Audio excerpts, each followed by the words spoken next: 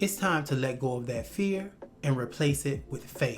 Friend, you got every right to let go of negative limiting beliefs. In fact, they were never even yours to begin with. Hey gorgeous, I'm Homer.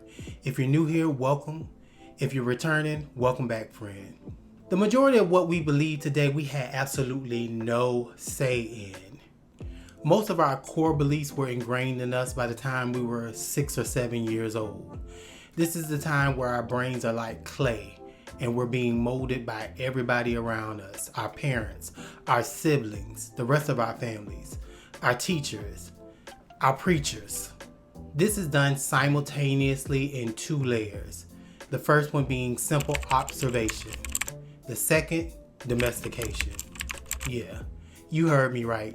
Just like our pets are domesticated, so are we. This is done by a system of reward and punishment. When you do something deemed acceptable, you're told, good girl, good boy, good job. And you might even get a treat or something. When you do something deemed unacceptable, it's stop that. Don't you do that again. Bad boy, bad girl. And you may even be punished or deprived of something. Once we become adults, we don't need anybody outside of ourselves to keep us in line. We reward or punish ourselves based on our system of ingrained beliefs. We're on autopilot. It was the job of our parents and all these other folks to teach us how to become members of the section of society that we were born into. In other words, it was their job to teach us our place. Now, most of these people did this with good intentions, but you know what they say about that road that was paved with good intentions. After age 7, we spend the rest of our lives reinforcing and proving these beliefs to ourselves. We say things like, I'm not good at math, guilty, or I'm not good at sports. And when we try said thing, the results usually aren't great. Well, if these limiting beliefs aren't true, why does that happen?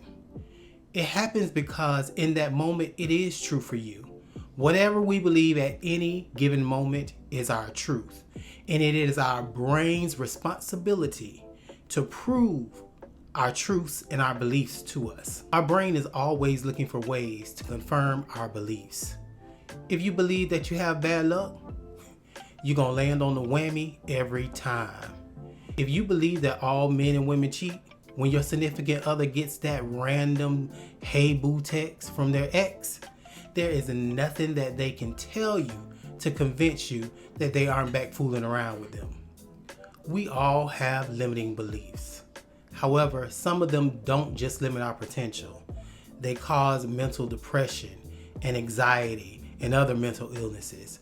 So I think it's in our best interest to identify what those beliefs are and learn how to let them go and replace them with beliefs that serve us, that propel us, that support our mental health. For the best results, I don't recommend trying to replace more than 3 beliefs at a time. Now, after we identify these beliefs, we're going to go ahead and write them down. If you're unsure on how to write a belief down, here are a few examples. For instance, if you have limiting beliefs around your self-worth, you might write something like, I am not worthy. If you have limiting beliefs around money, you'd write something like, I am not good with money. If you have limiting beliefs around your resolve to get things done, you write something like, I am lazy or I am a procrastinator. I'm actually working through this last one myself, so I'm going to use it as an example of how to let go and replace these limiting beliefs. We got to start asking ourselves questions. Why do you feel like you're a procrastinator? I feel like I'm a procrastinator because I always take difficult tasks and put them off until the very last minute to complete. So then you got to go further. Ask yourself why again. Why do you feel as though you always put off difficult tasks to the last minute? And you got to be honest with yourself when you're answering these questions. So my answer to that question is, I feel like I always put difficult tasks off until the last minute to complete because I have an underlying fear that I won't be able to complete the task properly, or at the level of competency that I would like to. Most limiting beliefs are rooted in fear. Positive beliefs are always rooted in love. So now you ask yourself more questions. Where do you think that this fear came from? So now this is where you gotta think back to your earliest memories of feeling this way. So for me, it was growing up and getting yelled at or getting chastised about my homework or chores around the house.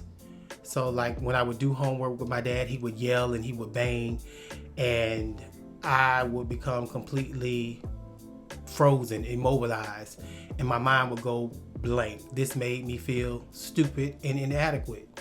And the same thing with chores, if I wasn't doing it properly fast enough. As an adult, I actually relive a lot of these experiences at family functions, telling them as jokes and everything, not even realizing the reason that these memories are so vivid and became core memories in the first place was because of an inflicted trauma. So after you figured out where the limiting belief came from, the next step in letting it go is to apologize to yourself, forgive yourself as necessary, and also to forgive anybody else involved. My forgiveness statement went something like this. Mom and Dad, I forgive you. You were great parents, and I know that you did the best that you could by me. You were strong disciplinarians, and I benefited way more from that discipline than I was harmed by it. I thank you, I love you, and I forgive you. Then next you gotta apologize to and reaffirm yourself. I'm sorry that happened to you, but you're okay now. You no longer have to fear getting in trouble or yelled at by anyone about the task that you need to complete.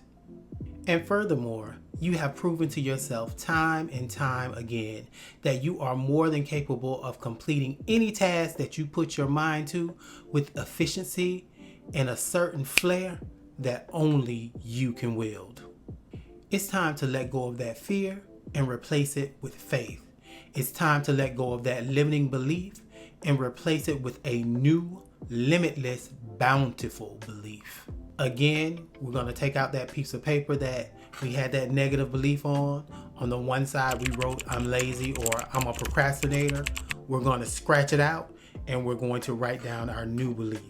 For me, that new belief was I start all difficult and challenging tasks at their onset and complete them in a timely manner because I have an unwavering faith in my capability to do so. So now that we have our new belief written down, we're going to write it down a few more times. Get you some stickies.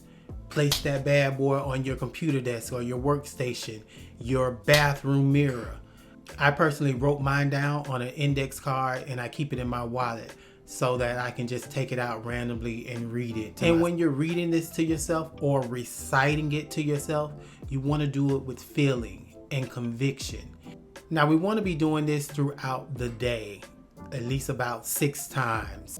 There are certain times that you want to make sure that you're reciting this new belief to yourself. And one of those times is when we first wake up in the morning.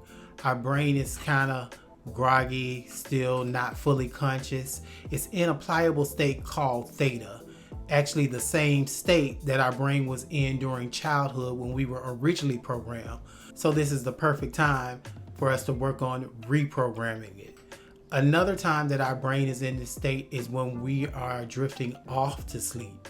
Other times that are good to recite this to yourself is when you're doing a repetitive task like chores, washing dishes, or working out. Something where you don't need a lot of brain power and you're basically doing the same thing over and over again.